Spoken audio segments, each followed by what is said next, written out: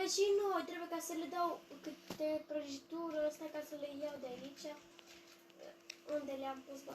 Uite-le, așa, mă duc ca să le duc. Uite, niște vecinoi, pot să le jefuiesc. La la la la la la la.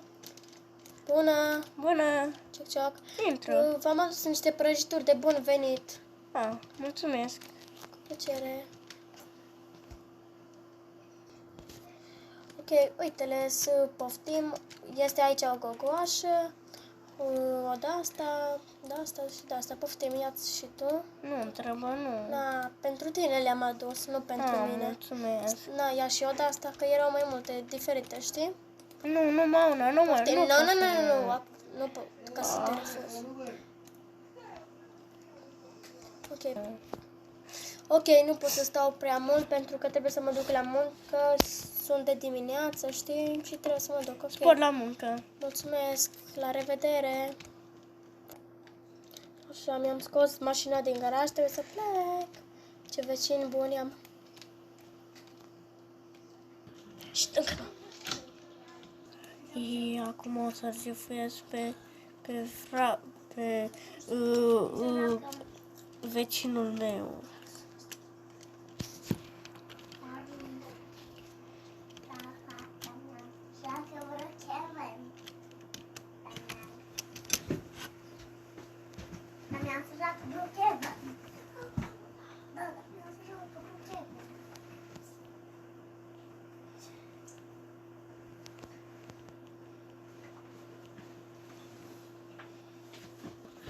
Yes, am reușit.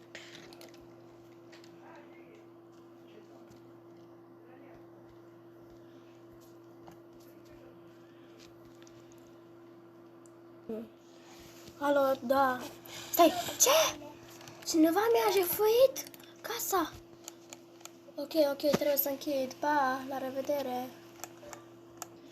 Nu vine să cred. Cine să-mi jefuiască mie casa? Eu nu le-am făcut nimic la nimeni. De ce? O să mă duc acasă. Vecina, am auzit că ți-a jefuit cineva bani. Da, Safe-ul. da, de unde știi? Nu știu de... Am M-a sunat auzit- și pe mine acum poliția. Am auzit din casă. Am fugit repede de la muncă. Tu ai sunat la poliție? Da.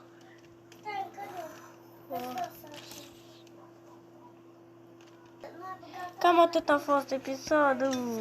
Asta este noua serie cu vecinul. Dați un like și hoțul vecin. Dați un like.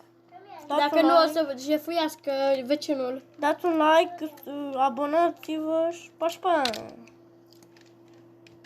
Gata.